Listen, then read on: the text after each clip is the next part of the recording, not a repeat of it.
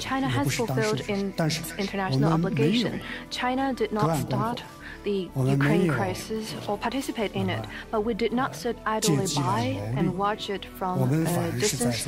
We did not exploit the situation, but instead we've been facilitating peace talks. President Xi has stated clearly China's position, that is, first, the sovereignty and territorial integrity of all countries must be respected, and second, the purposes and principles of the UN Charter must be fully observed, and third, the legitimate security concerns of all countries must be taken seriously, and fourth, all efforts that are conducive to peace must be supported. So, acting on those basic principles, China has been working relentlessly to promote peace and promote peace talks. Now there are not right conditions in place for parties to go back to the negotiating table, but as long as there is hope, we will not give up our efforts. The earlier the peace talks, then the loss of all parties will be reduced. As for China's relations with Russia, in my opening remarks, I said that the no alliance, no confrontation, and not targeting any third party, that is the principle. It's a normal relationship between two major countries. We are opposed to any attempt to blame China or to shift the responsibility of resolving the Ukraine crisis to China. Well, China has done a lot of constructive work, and we will continue to play our positive role on this. Thank you. About Xinjiang, we have seen so many fabricated information from different parties. I will give you some basic numbers. Since the establishment of the autonomous region, the Uyghur population has grown from less than 2 million to 12 million now. So the so-called genocide is sheer fabrication and a lie. The average lifespan of Uyghur population has risen from only 30 to 75.6 years. Isn't that a best example of how we are safeguarding human rights there? The religious freedom in Xinjiang is effectively guaranteed. For every 530 Muslims, there is a mosque supported by the government, funded by the government. The ethnic culture and language, Uyghur or of other ethnic groups, are all well protected. Government documents and the brand names of those merchandisers, they use different languages. They use both the standard language in China and also their ethnic language. We have the most advanced system for that in the world. The so-called forced labor is only a groundless accusation. People in Xinjiang, including the Uyghur population, don't they enjoy the right to employment? Don't they enjoy the freedom to choose their jobs? If we use forced labor as an excuse to deprive them of their right to employment so that their products cannot be sold, is that a safeguard for human rights? Is that in line with the humanitarian spirit? I really suggest that all of you can visit Xinjiang. Xinjiang is open to all that are interested to visit. Although there were some difficulties due to COVID-19, but we still have many visitors from different parts of the world to Xinjiang. No matter what kind of political stance they have, what are their backgrounds, there is one consensus that among them that what they see in Xinjiang is totally different from what they see in the Western media. 那么为什么会要造这么多谣，编这么多虚假信息呢？无非就是要搞乱新疆，然后进一步阻止中国的发展。因为中国的发展好像引起了有些国家的不安、焦虑，其实这大可不必。中国人民也有发展的权利，也有过上美好生活的权利。14亿人走向现代化，这不是人类文明的巨大的进步？而且14亿人的市场如果形成的话，那么各国的商品都可以进入中国的市场。我们不是可以实现共同发展、共同繁荣？所以习主席说，我们都是在一个地球村里，都坐在一条船上，我们应该超越我们之间存在的分歧，我们应该共同呵护好这个人类唯一可以居住的星球，那就是建立人类命运的共同体。这就是我们中国人的胸怀，也是我们中国人的目标。我希望能够得到朋友们的更多的理解和支持。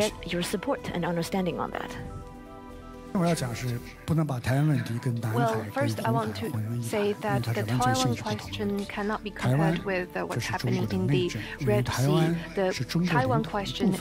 台湾从来不是一个国家呀。Taiwan is a part of China. It has never been a country. 1943年，in 1943, 美3个国家发表了开罗宣言。The United States and the United Kingdom issued the Cairo Declaration, and I see in the audience the Foreign Minister of Egypt. It stated clearly that all the territories Japan has stolen from the Chinese, such as Taiwan, shall be restored to China. And in 1945, the Potsdam Declaration was signed, which reiterated that the terms of the Cairo Declaration shall be carried out. So for Taiwan to return to China is a basic requirement, and due to the Chinese Civil War, the two sides across the strait have yet to be reunified, but it won't be realized. This is the strong will of the 1.4 billion Chinese people and the trend of history. 这个两岸统一的，要搞独立的是谁？ Who is opposing reunification and who is supporting independence? It is the DPP that's governing the Taiwan island. 就应该支持中国的和平统一。要维护台海的和平稳定，就必须要坚定地反对台独，因为台独和台海的稳定是水火不容的。 Taiwan independence. 那么，谈到了这个南海的问题， peace 我简单说几句 across the Taiwan Strait. 南海诸岛历来 When 就 it 是 comes 中 to 国 the 的 South 领土。 China Sea, 中 the 国 South 在 China 管理 Sea 南海岛 islands 屿的 have 时 all 候， along been Chinese 坦率跟大家 territory. 讲周边的国家还都没有承认。 And when China exercised administration over those 但 islands, 是 the 到了上个 countries 世纪surrounding 60、70年 those 代，由于中国 neighboring 无暇 countries 外 were not 顾， even 我们那时候国 established. 内搞文化大革 But 命 in the 周 1960s 边一 and 些国家 70s, 就 when China was 相继 going 地 through the Cultural Revolution, 占领 China's 中国的南 neighbors 沙的一些岛礁， occupied 那么 some of 形 the 成 island 现在 reefs 存 of 在 the 的 Nansha 争端。 Islands, which 那么 caused 怎么办？ disputes as 中 we 方 see 保 them 持着克 today. 制。 我们提出来要 But 通 China 过 has 对话、 exercised 谈判来 restraint, 解决问题， and we've been 而不 pursuing 是 dialogue and 像有些大国 negotiation 动辄 to 就使 resolve 用 those 武力 issues, not like 我 some 们不这么做。 major 我们希望 country which 对话解 resorts 决。 to force 所以 easily. 在 But China's 2002 approach 年的 is 时候，我 dialogue. 们推 So 动 in 东盟10个国家和我 2002, 们一起签署了 China 南海 signed 各方 with 行为 the 协 10 议 ASEAN countries the DOC。 Declaration on the 那么 Conduct 维护了 of 南海的 Parties 稳 in 定 the South 维 China 护了 Sea, the 航行 DOC, 和 which helped 这 to 个 safeguard 航行和这 freedom 个 of 船运的自由，航行和飞跃 navigation 的自由。 and overflight in the 那 South 么 China Sea. 到了这几年，我们又提出，我们可 And 以 in 再搞一个 recent 升级版， years, 那就是 China 我们再 suggested 谈一个 that we COC。 upgrade 中国和 that 东盟10个 and 国家已经达成一致了 negotiate a code 这 of 个 conduct in the COC South 应该 China 是 Sea. 更加有效的、 And 更 we 加具有 agreed 实 with 质意义 ASEAN 的 countries 一 that 个 the 符合 COC should be more binding, UNCLOS 在内 more 的国际法 substantive, 的一 and be 个 in 地区规 keeping 则。 with international law, 我们已经 including 进入 UNCLOS. 第3读了。now the text of the COC, we have finished the 3 rounds of reading. We believe that as long as we work in solidarity with ASEAN and stay clear of distractions, we will be able to conclude a COC in the South China Sea. Between China and ASEAN countries, we have the wisdom and ability to safeguard peace and stability in the South China Sea and safeguard the freedom of navigation and overflight there, and also safeguard the legitimate rights of other countries in this region. As for the Red Sea, it is a typical spillover from the fighting in Gaza. China has been calling publicly for parties not to harass the commercial ships in that area to safeguard the security of the waterway. But actions must be taken in accordance with international law and with mandate from the Security Council. To address the Red Sea issue, the root cause must be resolved. And the root cause is the ongoing fighting in Gaza. China's position is clear on that. First, an immediate ceasefire must be realized. No more fighting. And second, to make sure the humanitarian corridors are unimpeded. And third, hold an international peace conference as soon as possible to revive the two-state solution. We cannot allow this humanitarian disaster to continue anymore. Nearly 30,000 civilians have lost their lives in the fighting. And there are also many lives who are lost, who were unaccounted for. We cannot allow the situation to continue in the 21st century. Now, generations of the Palestinian people have been displaced, unable to establish an independent state. We simply cannot allow the situation to continue. So there should be a more concerted voice. There should be a more unified position. We should call for a proper settlement of the question of Palestine, which has been lingering on for more than 70 years. Efforts should be made toward a two-state solution. Only when that is realized can the state of Palestine and the state of Israel live in peace, and with assurance from the international community can enduring security be enjoyed by Israel. A country cannot establish its security on the insecurity of others. Thank you. And the next year, China will continue to send a delegation. On this arena, we stand ready to share our views with all parties to make China's contribution to global peace and stability. China is the country with the best record in terms of peace and security. We have never started a single war, and we have never participated in a single war, and we have never tried to subvert other countries' government. China's development represents a growth of force for stability, for peace. We hope that countries will view China's development in an objective and perspective and out of goodwill, so that we can realize common prosperity and common development together to avoid the situation that is mentioned in the theme of this conference, a lose-lose situation. We need to seek win-win. Thank you.